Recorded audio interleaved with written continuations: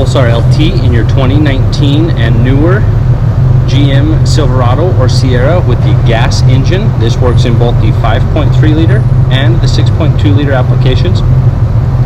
We first start by disconnecting this engine to body control harness. To do so, we start by releasing this red safety tab by simply sliding it up, at which point we can depress with our thumb the lower corner of this outside shell.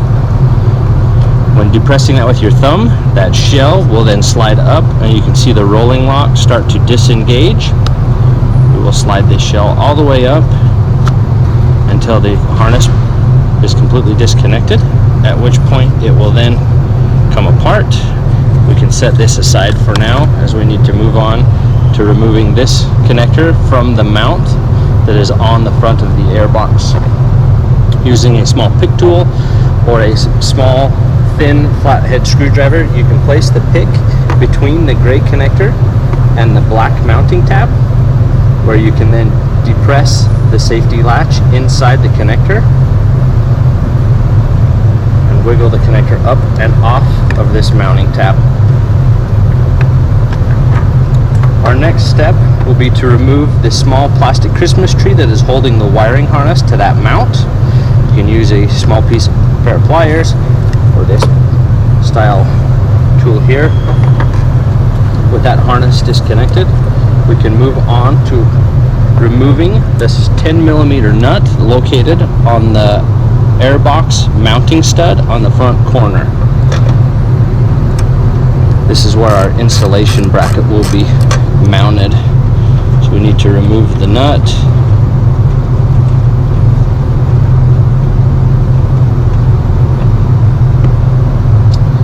The powder coated bracket that's included with your Pulsar LT can then be slid down over that stud.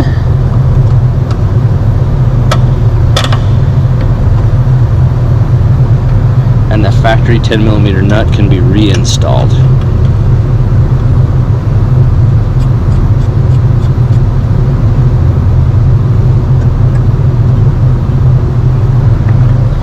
While this step is not absolutely critical, it does give you a great place to attach the harnesses and the new pigtail harness that's included with the LT, so that when it's complete you have a factory looking installation. At this point we can start with the installation of the Pulsar LT device.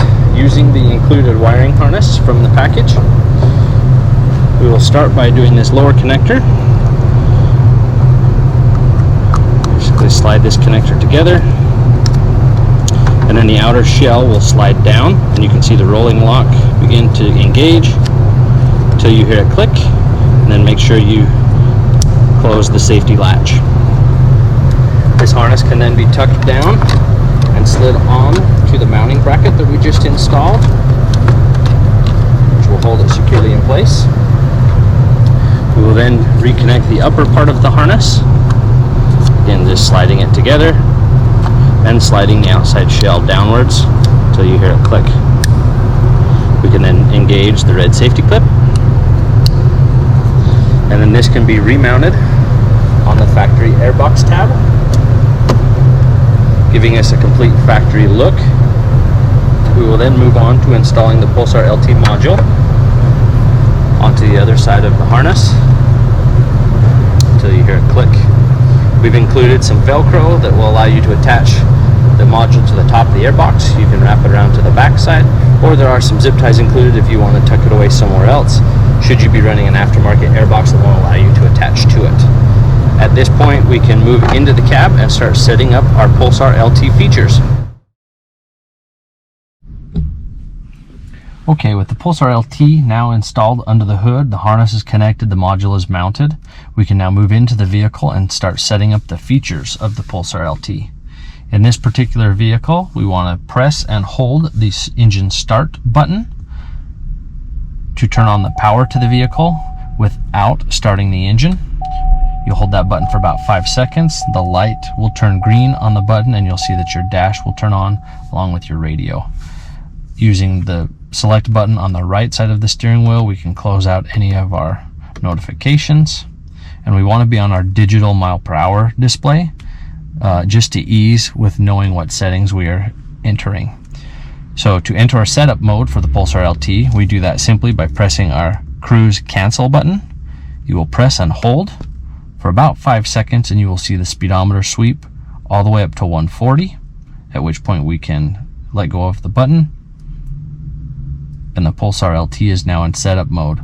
Now each individual application and the settings will be different, so you will want to refer to your quick reference guide included with the module to know what setting adjusts what features. So in this 3.0 liter Duramax, we want to adjust our factory speed limiter. So to do this is setting 1 in this particular truck. Again, it may be different for your gas application. To enter this setting, we want to press the cancel button. You'll see the speedometer sweep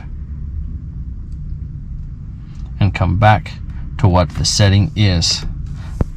You can see here that our factory speed limiter is set at 108 miles an hour. Now using our cruise resume and set buttons, we can toggle up and down to set that speed limiter at whatever mile per hour we would prefer.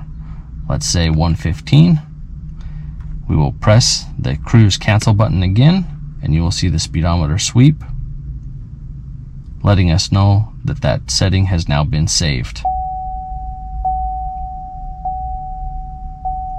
At this point, we can press and hold our cruise cancel button again until the speedometer sweeps to re-enter our setup mode and move on to the next setting. Now we will adjust for an aftermarket tire size. In this particular truck, this is setting 3. Again, use your reference guide to know which setting is which for your engine and model.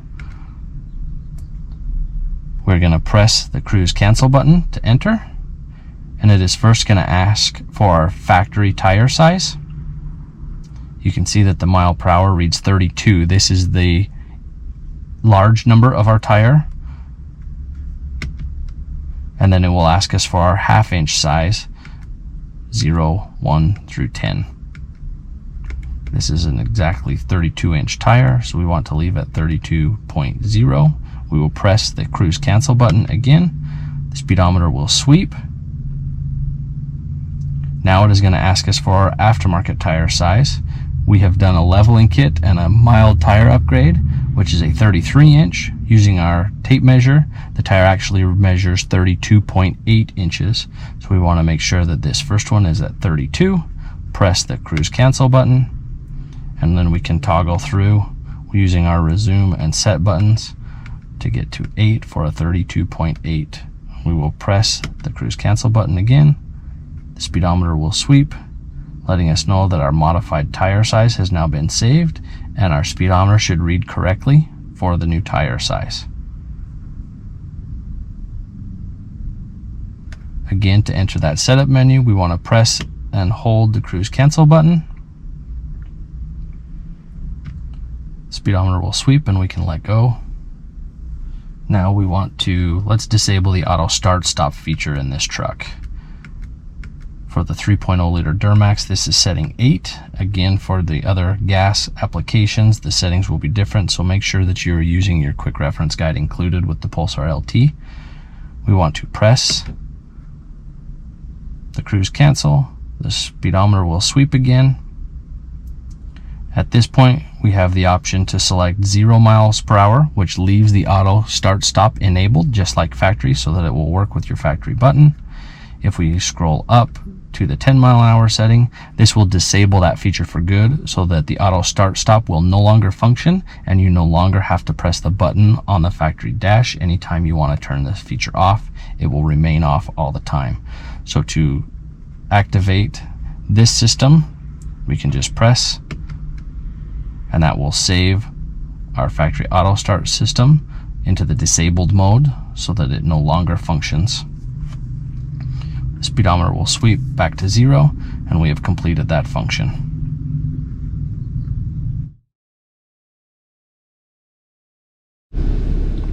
One of the other great features to the Pulsar LT is the built-in throttle booster that is adjustable on the fly while you're driving. With the engine running, whether you're in park or you're driving, you can control that throttle boost setting simply with the cruise control, resume, and set buttons. So with our cruise control off, we can simply press our cruise control resume button, and you'll see the speedometer climb to the 50 mile an hour, which is the setting 5, the most responsive setting. By simply pressing that toggle button down, it will change settings to 4, 3, 2, 1, and 0. This will adjust how sensitive the throttle is, which makes it much nicer for daily driving, accelerating quicker from a stop, takes away that dead pedal and that lag that you feel in the GM application. This can be adjusted at any time while driving, as long as your cruise control is disabled at the time you try to adjust it. Obviously, with the cruise control enabled, this button is going to change your mile per hour that the cruise is set at. So make sure that you turn your cruise off, and you can adjust your throttle sensitivity at any time.